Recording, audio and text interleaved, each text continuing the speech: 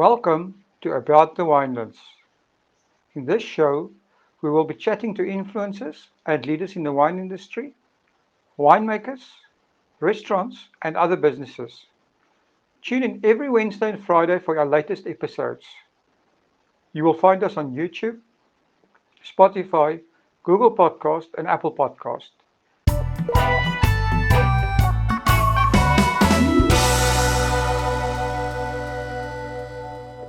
Be sure to subscribe so that you do not miss out. Now, to get on with the show. Good day, everyone. Welcome back to About the Winelands. Today, I'm talking to Pardon Taguzu from African Wines. Good day, Pardon. Good day, Will. How are you? I'm great. You are currently sitting in The Hague in the Netherlands, also under a lockdown, and must be quite exciting times over there, if you can put it that way. Yeah, well, it's excitingly devastating times in terms of business wise and also Yeah. social life as well. Because we've also gone under social distancing. Not really lockdown per se. The Netherlands has a different approach to this whole pandemic. So we mainly doing social distancing, but we've also closed most businesses that has quite a huge number of gatherings, etc. Restaurants, hotels, events, and also the conferences as well that have been cancelled, and business has been on standstill. Oh, amazing. So, Pardon, let's start off with something more, tell us a little bit about yourself and how you became involved with the wine industry. Yeah, how I became involved with the wine industry. It's quite a very interesting story. Well, I'm Zimbabwean originally, and just like any other young Zimbabwean, during the time when things were not going really well, the economy was actually taking a huge knock in Zimbabwe. Decided to visit the Cape where my sister was actually based. Yeah, and when I got to the Cape, it was actually in 2010, um, and I happened to just work at a hotel as a runner, and then after that, I got the excitement, but my visa to stay at that time was just a visitor's visa, which lasted me for only about a month. And after that, I had to go back. I had to go back home. So when I got back home, I started thinking about this short experience which I had. Obviously, coming uh, from from from a background that I'm quite very active in social scenes. I like to socialize with people, and that small duration of time when I was actually working at the Royal Hotel for those 3 weeks uh, gave me a different perception to the world, that I can still engage in people doing what I like to do and still earn money out of it. So then I came back to South Africa officially now, on a working visa. And fortunately enough, I got a job again at the same hotel, which is Royal Hotel in Ruby Castile. Um, and I was actually a runner. They got me in as a runner, but coming from an academic background, you always want more, and you always want to achieve more. So for me, being a runner was like, okay, yeah, okay, it's the beginning. So what's next?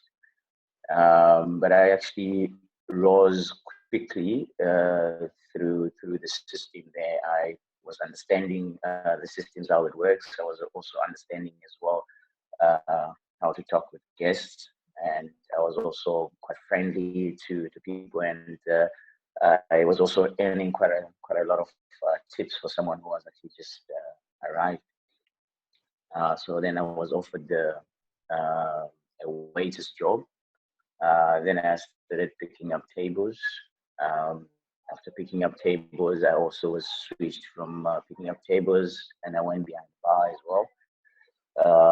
I went behind the bar and got a little bit of an insight about the drinks, which when I got to the hotel, I didn't have any idea about alcoholic drinks because I was coming from a Christian family,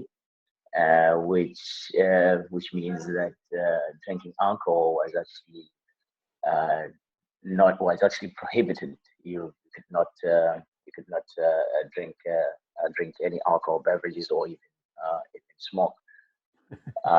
Yeah, but then I had the experience of actually working in the bar and also waitering tables as well, and I got the fascination of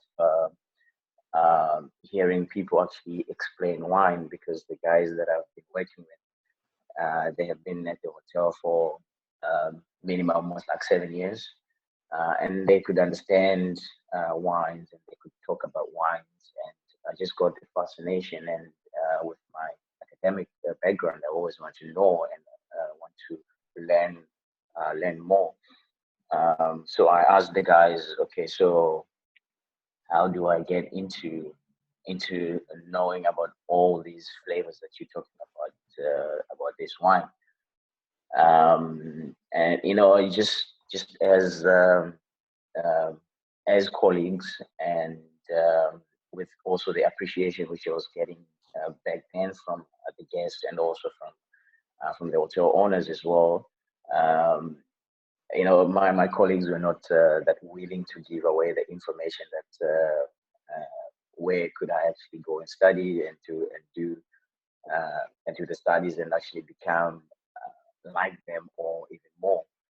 But eventually, thanks to Google, I actually looked it up and enrolled myself in Cape One Academy.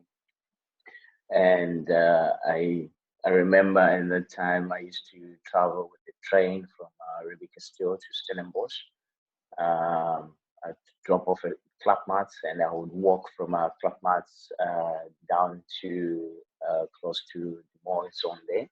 That's where the classes were being done. And then after that, I would do the same routine again.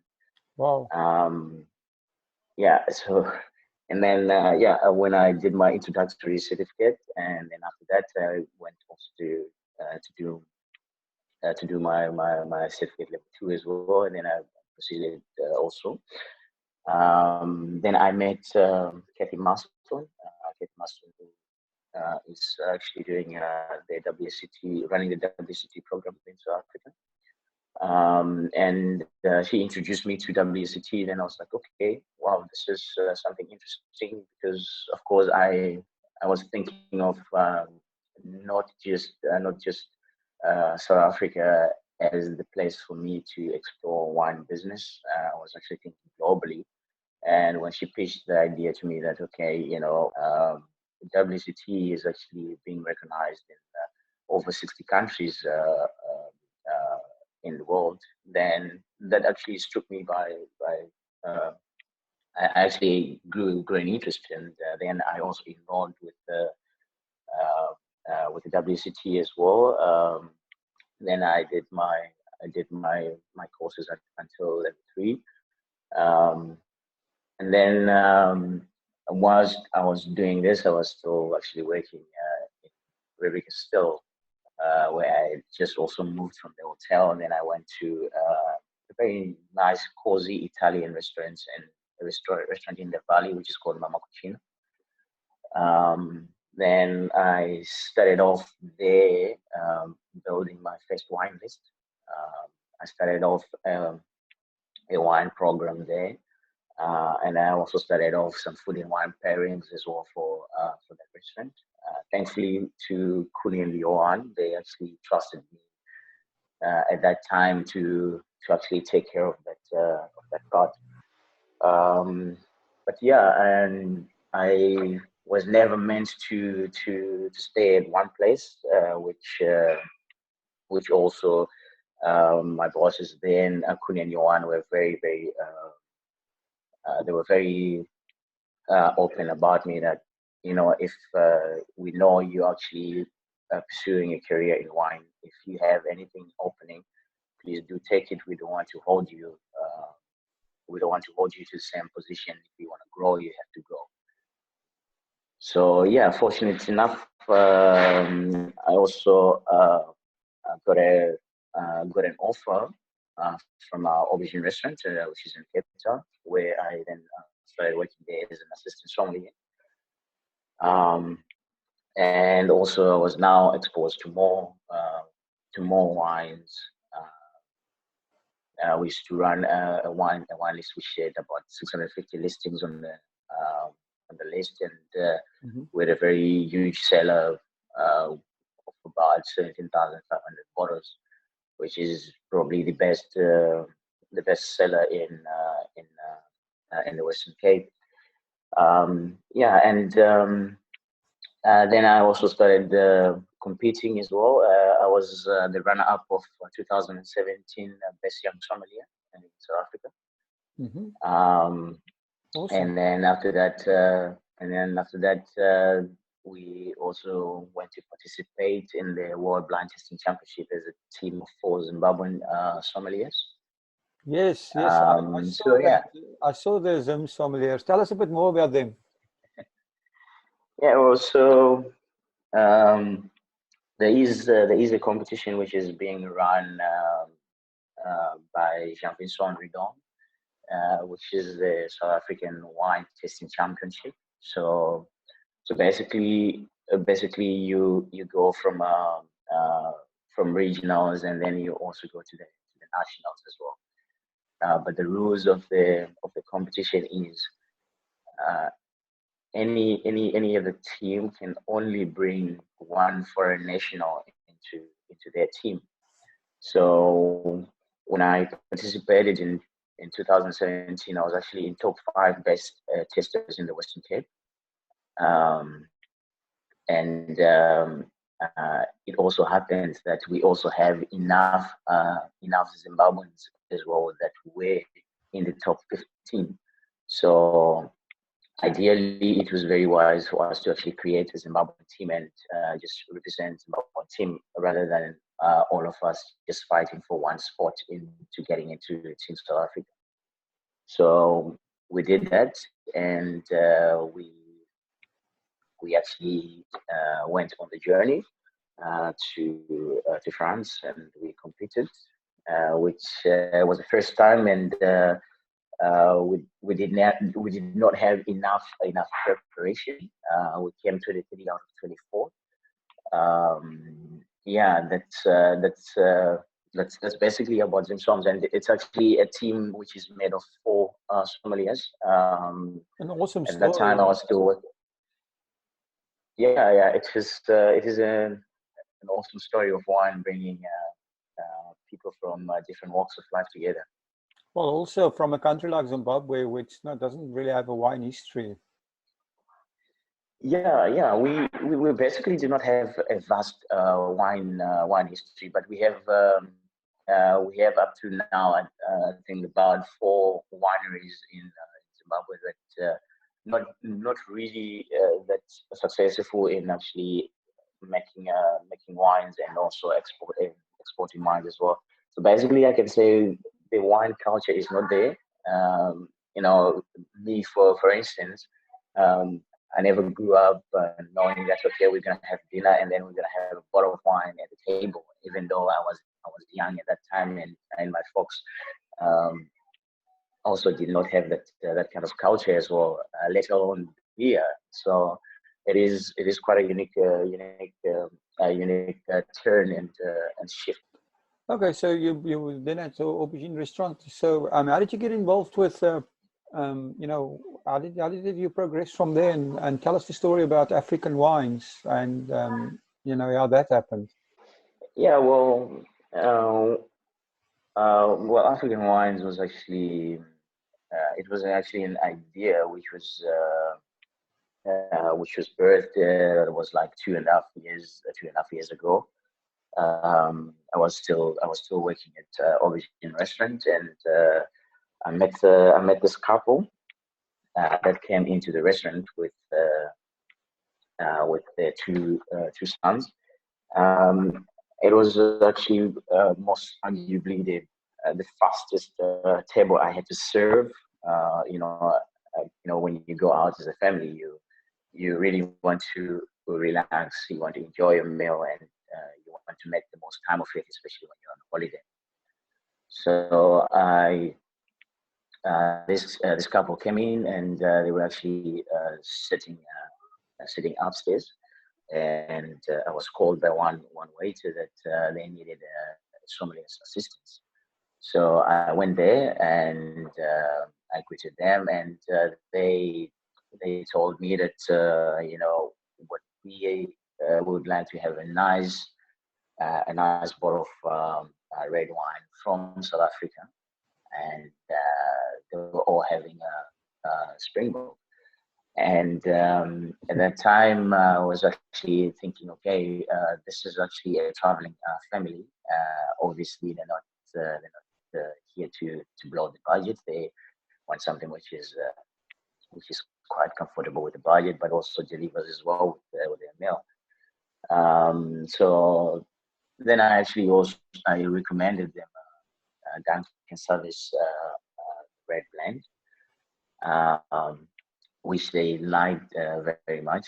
And after that, I was actually in conversation with the other son, and he was trying to offer me a job in front of my chef, um, and which was quite very interesting, because I was like, okay, come on, man, you cannot be saying such things in front of my boss. But then we kept contact, and this family is actually based here in the Netherlands, and they own a few restaurants, and they've been in the restaurant business for quite a while. And um, so we kept on talking and talking, and prior to that, when we were about to go for the blind testing championship, which Janssen Robinson had helped us to actually do a crowdfunding. They were also the major donors of the crowdfunding for us to go to France. Um, so yeah, and they also extended a trip visit as well from France to the Netherlands. That's when we sat down and we started talking what could be best, what could we do together, what projects should we do. And at that time, I had thought about South African wines being uh, making really a good mark into the world of wines, and I always had thought that they are not well represented, because the entry level you get in Europe, either from a supermarket, it either gives you a good impression or it gives you a bad impression, and you don't have also other different wines which are coming from very small independent producers, which are also focusing on a bit more quality than quantity. It's either you were getting a very entry level wine, or you get a premium wine which is super expensive. So yeah, so then I pitched the idea that, okay, what I would like to do uh, is to actually move into distribution of wine. So yeah, just like that, and then we actually started off African wines, where I had to build up a portfolio of wineries from the Cape, but literally from very small independent producers, and from producers that are also involved in social responsibility of their communities as well, and also giving back to the community, and also aware of the dangers of what the world plants are in as well. And yeah, and that just happened, and we commenced our business in 2 years ago. Oh, that's amazing. Just a quick interruption, but I do need to remind you that we are currently in a very difficult time. The South African government has set up a fund where businesses and individuals can donate to support their country through this crisis. Go to the website now and add your small donation: www.solidarityfund.co.za. Please join us all in the fight against COVID-19. That is at www.solidarityfund.co.za. Now, let's get on with the show. So, are you guys only selling in the Netherlands? No, it's thanks to the EU, you have quite a very good free movement. Currently, we are selling in Belgium. We're selling in Austria. We also selling in London as well. A little bit of that, and we're also selling now in South America as well, and we also selling in Germany as Oh, that's amazing. So, Pardon, I see that I've noticed that you import from all over South Africa. How do you choose your wine? I mean, building a portfolio is from all over South Africa is quite a job. yeah, it's quite a job, man. Um, so, so basically, like I told you, the fundamental principles of building this portfolio, um, which my business partner also was very keen in that Belinda and Damiano Dialga was mainly given back to the community, and which is what is also lacking um, in the wine business here in Europe. So basically, we wanted to gather around wineries that do social responsibilities, uh, wines that are being made from the wineries that are disadvantaged because they do not probably have the budgets to bring out their wines out, and wineries that also have really good wine that also counts, but also really good story as well, because everyone now is moving away from the norm of talking about the political jargon of the acidity, the tannins. People want to hear what's going to make them feel good if they purchase this bottle of Mm. wine. What is it going to change in someone's life if they purchase that bottle of wine? So that was like the fundamental principles where we were building the portfolio from. Well, that's amazing. I saw it on your website. There is a charity button, and that explains a bit more about it. So I assume that all your wineries that you are representing have some kind of a social responsibility type of angle. Yeah, definitely. Definitely, I can run you through just one example. That would be great. Yeah. We have on the portfolio the winery which is called Black Elephant Vineyards. Hmm. It is based in Franschhoek, Hmm. and this is actually the coming together of three partners, which is Raymond Love, Kevin Swartz, and also Jacques Wenzel. Um, so basically, what this whole corporation is part of the BEE, which is the Black Empowerment Policy, which also the government is also supporting. And this winery, what they do, they have what is called the miracle dream, where they actually teach kids in the Franschhoek Valley how to preserve water due to the drought in Cape Town, which hit us a couple of years ago. So they actually teach them to recycle water. Say for instance, the water that you actually use for your dishes, you don't have to throw it away. You can actually use it for your garden. And it's quite fundamental because that's how you can actually change things when you actually teach the kids, because they will feel actually the responsibility to actually take up such projects. And they do this project, which some of their wines which they have in their range, when they're purchased, they actually channel funds to sustaining that project. So that's quite a very interesting point, and interesting charity that we actually run with. They actually run themselves. Oh, awesome.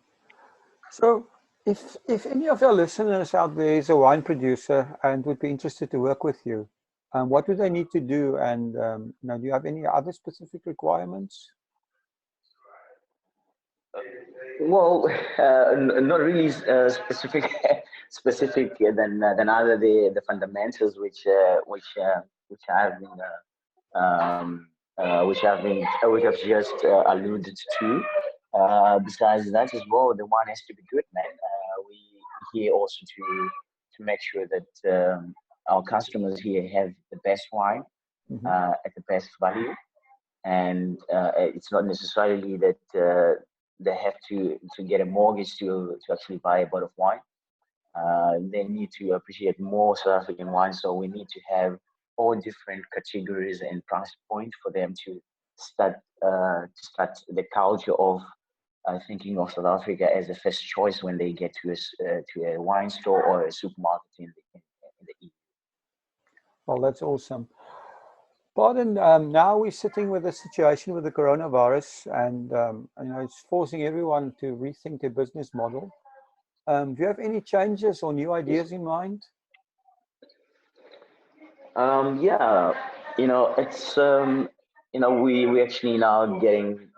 This is now the point where, personal, I think we are being socially prepared because of this pandemic. Um, this is when you actually need innovation. Um, selling more online is actually the only thing that would actually make businesses survive at this moment.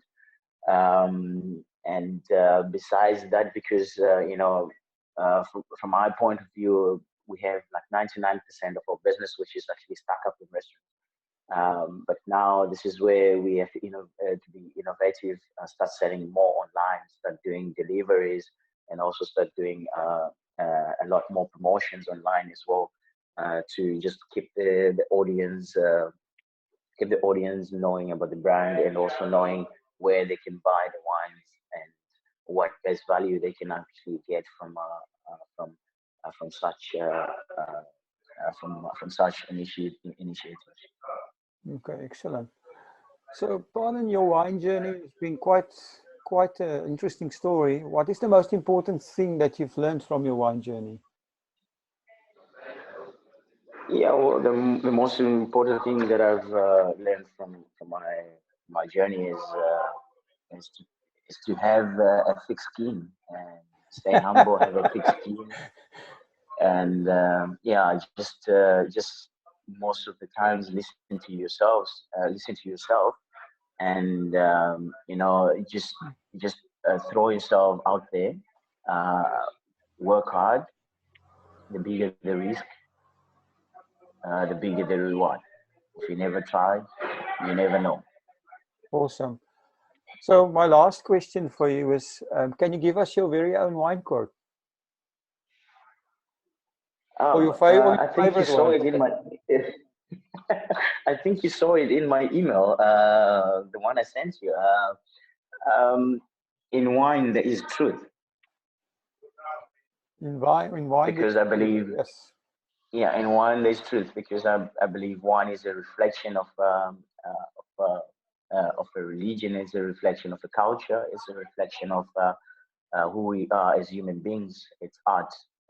So there is always the truth in wine. Awesome. Pardon, thank you so much for talking to us. If people want to get hold of you guys or want to know where you are, how do they do that?